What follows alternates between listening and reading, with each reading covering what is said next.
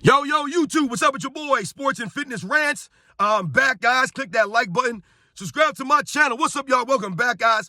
Welcome back. Got another great video for you guys today, as usual. You guys know the deal on this channel. We must continue to tell the truth, and we must continue to expose. The LeBron James era is getting exposed every single day, every single year. It gets worse and worse for these guys, man. And we're going to talk about it in this video. And I want to thank you guys, everybody across the world, everybody across the states, man, that's been showing my channel love.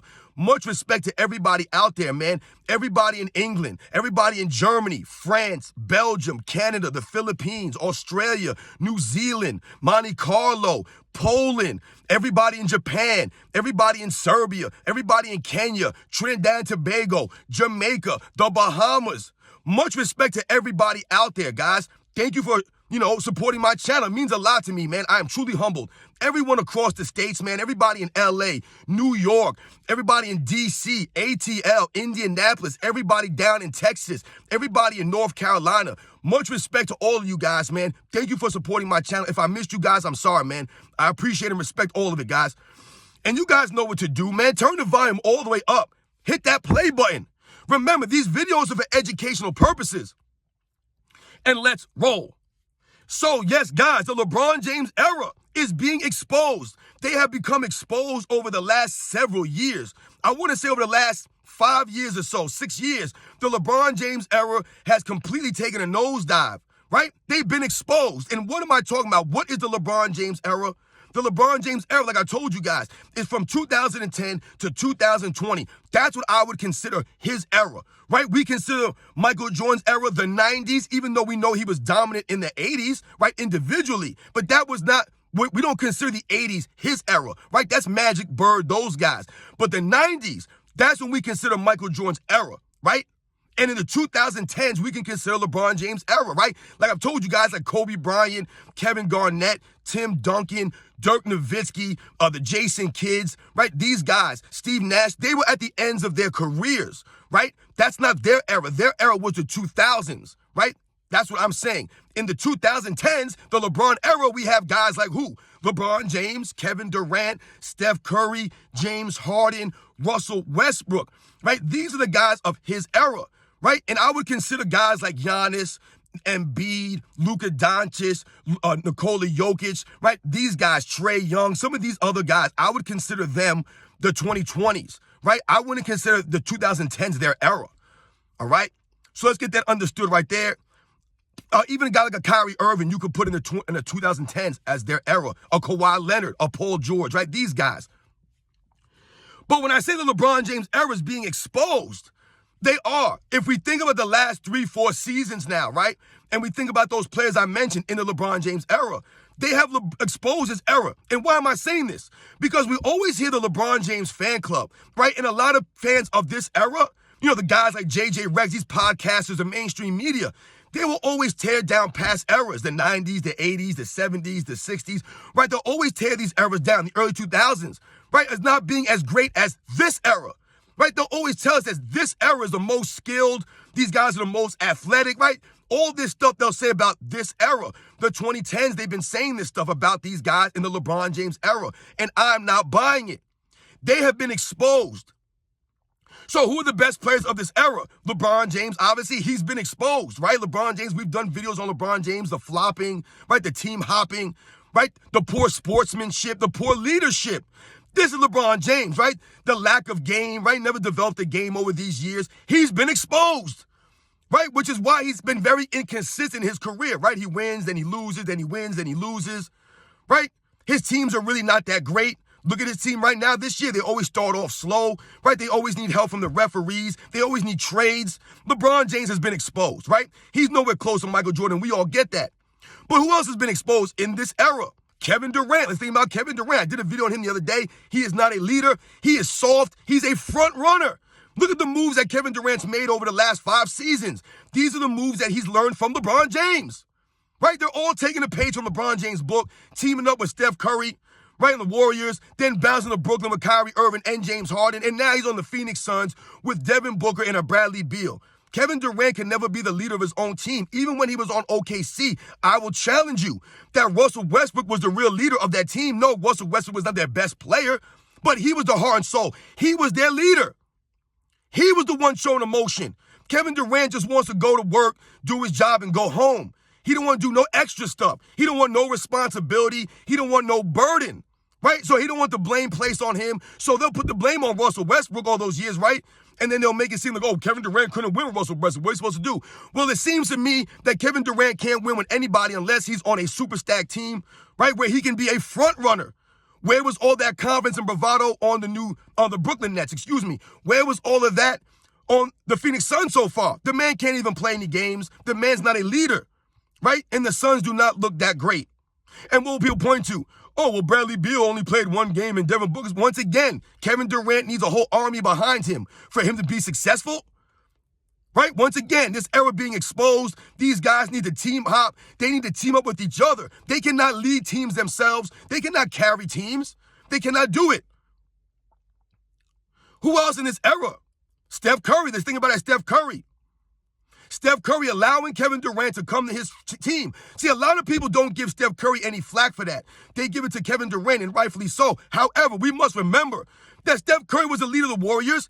He could have stopped that from happening, but he embraced it. He allowed Kevin Durant. He wanted Kevin Durant. We must remember these things. So Steph Curry must take some of the responsibility, some of the blame for that move that Kevin Durant made. Because Steph Curry himself was becoming exposed. Right? They won in 2015, right, guys? But he was outplayed, and right, he did not win a Finals MVP, and he was out-hustled by someone like a Matthew Dellavedova. That's right, guys. Matthew Dellavedova was giving Steph Curry fits in that Finals, right? Out-hustling him, making him earn it. And this is what we point to when you hear people talk about Steph Curry's not a top 10 player of all time, and would he really be successful in other eras that were more physical? Because the way that Matthew Dellavedova played him in the 2015 NBA Finals was very physical. It was almost an older school style of play. But who's Matthew Dellavedova? He's no one special. He's not this great all-time defensive player, but he was giving Steph Curry a lot of problems due to the physicality and the hustle that he was showing, right? So Steph Curry doesn't even win a Finals MVP. It goes to an Andre Iguodala, who was a bench player. Steph Curry comes back in 2016. They have a 3-1 lead, and they blow it. Steph Curry looked terrible in that Finals, right? He couldn't really do much of anything. Outplayed thoroughly by Kyrie Irving. We must remember these things. So, before Kevin Durant got there, Steph Curry was 1-1. Probably should have been 0-2 in the Finals, but LeBron James folded up in 2015. Steph Curry was not great in either one of those Finals, right? He was not going to be the Finals MVP if they won in 2016. A lot of people saying it was probably going to go to a Draymond Green. Think about this, guys. That's his first NBA Finals. Steph Curry was not the main guy. He was exposed, right? We think about the season when Klay Thompson was out, Draymond Green was out. Steph Curry couldn't do anything by himself out there. He needs that supporting cast. He needs Klay Thompson to cover him up defensively. He needs Draymond Green to be the facilitator, right? To be the heart and soul of that team. So to me, Steph Curry is an all-time great, but he was exposed, right? He's been exposed over the last several seasons, right? And he allowed Kevin Durant to go to that team, right? And he's got 4 championships and 2 of them that are questionable, right? We question Kevin Durant's rings, so we must question Steph Curry's, guys. This is the way it has to be. Who else in this era is being exposed of the LeBron James era? James Harden, we talked about him the other day. James Harden, these are the players in the LeBron James era. They have been exposed. James Harden, he ain't an all-time great. James Harden, barely top 50 to me. This guy's not that dude. He's got that 2018 MVP that he hangs his hat on, which we know he cheesed it with the phony stats, the Mike D'Antoni system, all that flopping and those foul calls. But he had a great season. Okay, we'll give him that. What has James Harden done since that MVP award? What did he do that season in the playoffs after he won the MVP? He choked it up in the Western Conference Finals after being up 3-2. Once again, right, he needs excuses. Oh, Chris Paul was hurt. More excuses. There are no excuses. There were no excuses made for the guys in the 60s, the 70s, the 80s, and the 90s. There's been guys getting hurt all over NBA's history in the postseason. No excuses made. None. Michael Jordan in 1998 NBA Finals, Scottie Pippen was hobbled. Barely done anything out there. They still won. Now, I'm not comparing Michael Jordan and James Harden. I'm just giving you guys an example. There's been many times we think about Magic Johnson in the 1980 NBA Finals as a rookie. Kareem Abdul-Jabbar goes down, does not play. Magic Johnson steps up, wins Finals MVP. Once again, I'm not comparing James Harden to Magic Johnson. I'm giving you guys examples of guys going down and guys stepping up. Guys going down with injury is never an excuse. James Harden played terribly in that game. That has nothing to do with Chris Paul not being there. James Harden's not a leader. He's never in shape. He has no class, no respect for the game, no respect for the fans, no respect for his contracts. The man cannot honor his word. That's not a real man. That's unhonorable. We have no respect. I have no respect for James Harden. He is a clown. He's a fool. And he's not that dude, man. But this is one of the best players of the LeBron James era. James Harden would not be one of the best players in Michael Jordan's era. He would not have won an MVP in the 90s. Are you kidding me? James Harden? But that game? Nah, man. Who else in this era has been exposed? Russell Westbrook. And how has Russell Westbrook been exposed? And I like Russell Westbrook. He's one of my favorite players of this era. But the LeBron James fan club exposed Russell Westbrook, right? They'll bash Russell Westbrook. He receives death threats. They talk about his turnovers, right? Kevin Durant talks about he cannot play with Russell Westbrook. He had to leave Russell Westbrook. So as great as I think Russell Westbrook is, I love his passion, his hustle. He's been exposed by his own era. Guys like Kevin Durant, LeBron James, right? Always pointing the finger at Russell Westbrook. He's not that great. But what Russell Westbrook does great, he does really great. He's a solid all-around player. He hustles. Sometimes he just doesn't know how to pull it in. That's my problem with Russell Westbrook. His shot selection is poor. Right, he does turn the ball over, but he doesn't turn the ball over more than any of these other guys like a James Harden or LeBron James. It's only points out for Russell Westbrook, though. So he gets exposed by his own players, his own teammates. But Russell Westbrook won an MVP in the LeBron era. Russell Westbrook, to me, is not winning an MVP in Michael Jordan's 90s. He is not. There were just too many all-time great players. He was not going to win it over them.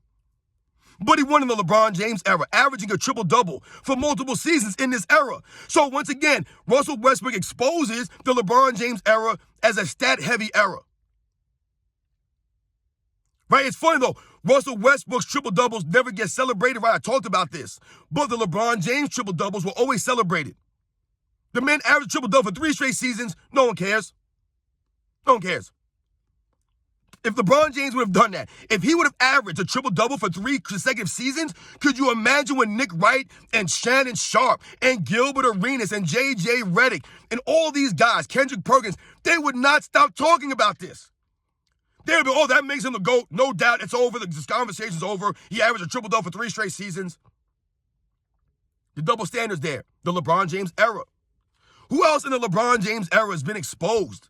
Let's think about Kyrie Irving. He's been exposed, and I love Kyrie Irving. To me, he's a great closer. He's not afraid of the moment. However, Kyrie Irving is another fool, right, who does not honor his commitments, his contracts. He always tries to make it about off-the-court stuff. He tries to make it seem like he's smarter than everybody else, right? He tried to say that the world was flat, the earth is flat, all this nonsense. Once again, Kyrie Irving, to me, doesn't have really any integrity. To me, Kyrie Irving, once again, like I said, he comes across as a guy who believes he's smarter than everyone else. He really believes that, but he's really not.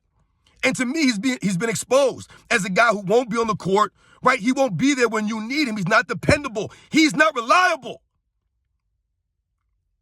These guys in the other eras, they showed to work.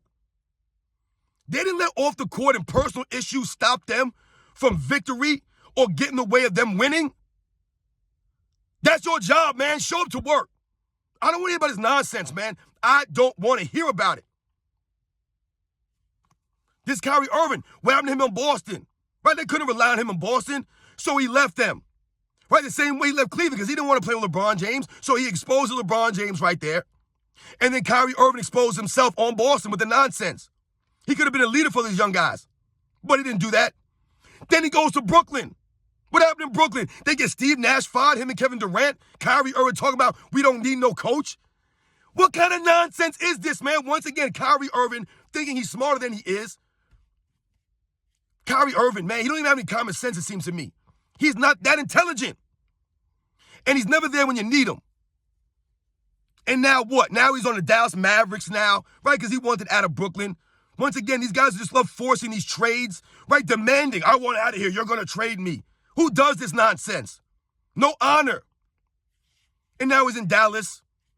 He can't play every game. He's not there every game for them, right? This Kyrie Irving. One game he has 15 points. The next game he might have 37. This is Kyrie Irving lately.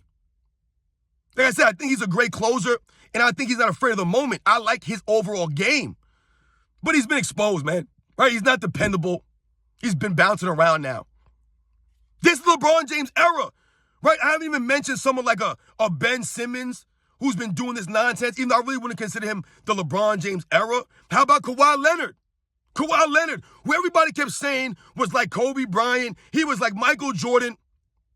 And yes, early on in his career, it looked like Kawhi Leonard was going to be something like those guys. The mid-range game, right? The way that he approached the game on both ends of the court. Even though his demeanor is not like a Kobe Bryant or a Michael Jordan, right? He has no emotion out there. He's like a robot, they call him, right? The cyborg. But Kawhi Leonard's been exposed as having no heart, right? He really has no heart, Kawhi. No grit. Zero grit in Kawhi Leonard's game, man. No grit, right? He was holding that all that time because he wanted to feel right. I don't feel right, and the Spurs are forcing me to do this, and the Spurs are forcing me to do that. All this crying nonsense, man. I got to feel a certain way before I go on the court. Man, get on the damn court. Play the game, man. Dude can't even play 50 games in a season, but people want to tell me he's one of the greatest defensive players of all time because he played defense really high level for what, 4 or 5 seasons? That's not enough, man. The consistency's not there. The effort, there's no heart and grit out of Kawhi Leonard. That's my biggest problem with this man. He's sitting out so many games. Load management has gone off the rails because of someone like a Kawhi Leonard and his refusal to play, just refusing to play. So, no, I'm not putting him up there with the all-time great small forwards. I can't do it.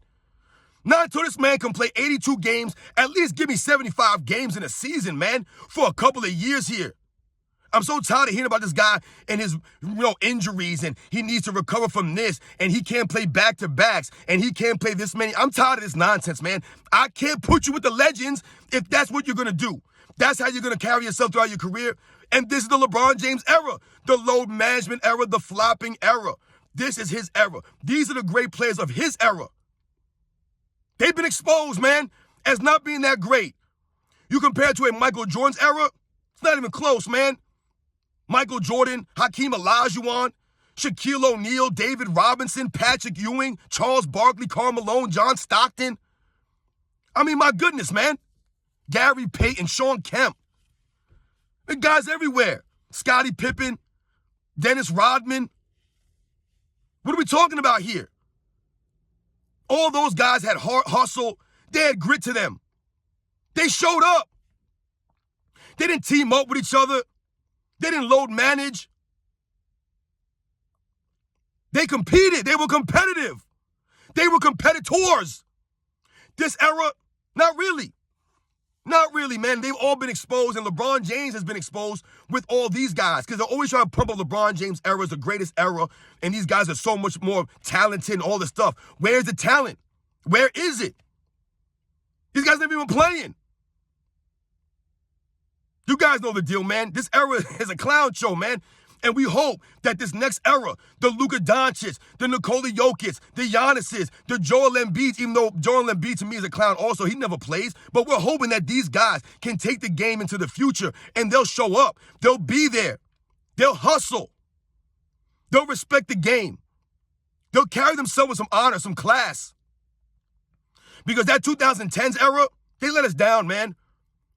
Which is why the NBA is in the position it's in now. That's the LeBron James era. That's the LeBron James effect. This is what he's done. This is what he's given us. You guys know the deal, man. I'll catch you guys on the next one.